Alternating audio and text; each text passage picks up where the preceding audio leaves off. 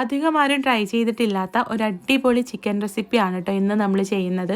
ഒരു തവണയെങ്കിലും നിങ്ങൾ ട്രൈ ചെയ്ത് നോക്കണം, നിങ്ങൾക്ക് നല്ല പോലെ ഇഷ്ടമാവും. നമുക്ക് എങ്ങനെയാണ് ഇത് ഉണ്ടാക്കുന്നതെന്നുള്ളത് നോക്കാം.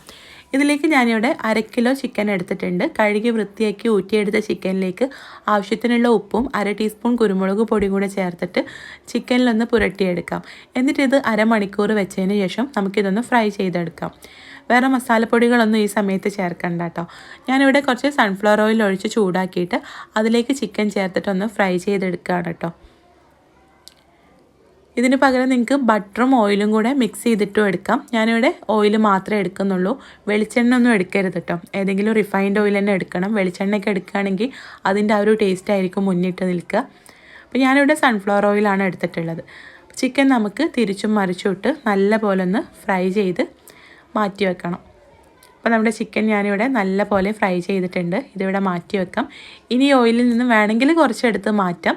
ഞാനിപ്പോൾ ആ ഓയിലിലേക്ക് തന്നെ 1 ടേബിൾ സ്പൂൺ വെളുത്തുള്ളി ചെറുതായിട്ട് അരിഞ്ഞത് ചേർത്തിട്ടൊന്ന് സോട്ട് ചെയ്തെടുക്കുകയാണ് കേട്ടോ.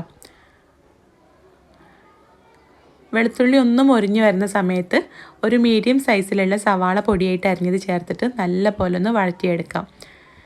ഒരുപാട് ഇൻഗ്രീഡിയൻസ് ഒന്നും ഇല്ലാതെ വളരെ സിമ്പിളായിട്ട് ചെയ്യാവുന്ന ഒരു ഐറ്റമാണ് കേട്ടോ. സവാള നല്ല പോലെ സോഫ്റ്റായിട്ട് വന്നിട്ടുണ്ട്. ഈ സമയത്ത് നമുക്കിതിലേക്ക് 2 ടേബിൾ സ്പൂൺ തൈര് ചേർത്ത് കൊടുക്കാം. തൈര് അധികം പുളിയില്ലാത്ത തൈര് എടുക്കണം കേട്ടോ. ഇതിലേക്ക് 1/4 കപ്പ് വെള്ളം കൂടെ ചേർത്തിട്ട് എല്ലാം കൂടെ ഒന്ന് മിക്സ് ചെയ്തെടുക്കാം. എന്നിട്ട് നമ്മളിവിടെ ഫ്രൈ ചെയ്ത ചിക്കൻ ഇതിലേക്ക് ചേർത്ത് നല്ല പോലെ ഒന്ന് തിളപ്പിച്ചെടുക്കണം. ഈ ഒരു മിക്സറിൽ കിടന്ന് ചിക്കൻ തിളച്ച് കഴിഞ്ഞാൽ ചിക്കൻ നല്ല സോഫ്റ്റ് ഉണ്ടാവും കേട്ടോ, തൈരൊക്കെ ചേർത്തുകൊണ്ട്. 2-3 മിനിറ്റ് ഒന്ന് മൂടി വെച്ച് കൊടുക്കുക. എന്നിട്ട് തുറന്നിട്ട് ഇതിലേക്ക് അങ്ങനെ ഒരുപാട് ഇൻഗ്രീഡിയൻസ് ഒന്നും ഇല്ല കേട്ടോ. മുളക് പൊടി, അങ്ങനെ മഞ്ഞൾപ്പൊടി, അങ്ങനത്തെ പൊടികളൊന്നും നമ്മൾ ചേർക്കണ്ട. ഒരു 3 മിനിറ്റിന് ശേഷം തുറന്നിട്ട് ഇതിലേക്ക് ഞാനിവിടെ ചേർക്കുന്നത് ഫ്രഷ് ക്രീമാണ് കേട്ടോ. 1/2 കപ്പ് ഫ്രഷ് ക്രീമും കൂടെ ചേർത്ത് നല്ല പോലെ ഒന്ന് മിക്സ് ചെയ്തെടുക്കാം.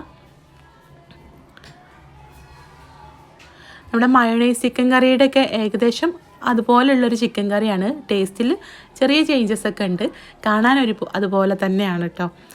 ഇതിലേക്ക് മുകളിലായിട്ട് ഞാൻ കുറച്ച് മല്ലിയിലയും 1/2 ടീസ്പൂൺ ഒറിഗാനോ കൂടെ ചേർത്ത് കൊടുക്കുന്നുണ്ട്. എല്ലാം കൂടെ ചേർത്തൊന്ന് മിക്സ് ചെയ്ത് കഴിഞ്ഞാൽ നമ്മുടെ ഈ ഒരു ചിക്കൻ കറി റെഡി. വളരെ സിമ്പിളാണ് ഉണ്ടാക്കാനും, കഴിക്കാൻ നല്ല ടേസ്റ്റാണ് കേട്ടോ. ഫ്രൈഡ് റൈസിൻ്റെയും നെയ്ച്ചോറിൻ്റെ ഒക്കെ കൂടെ സൈഡായിട്ട് നമുക്ക് കഴിക്കാം. അതുപോലെ തന്നെ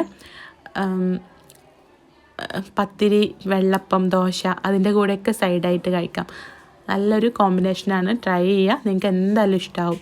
ട്രൈ ചെയ്യുന്ന സമയത്ത് ഫീഡ്ബാക്ക് അറിയിക്കുക. കൂടുതൽ വീഡിയോസിനായിട്ട് നമ്മുടെ ചാനലൊന്ന് സബ്സ്ക്രൈബ് ചെയ്യുക. അപ്പോൾ നമുക്ക് അടുത്ത നല്ലൊരു വീഡിയോ ആയിട്ട് കാണാം. താങ്ക്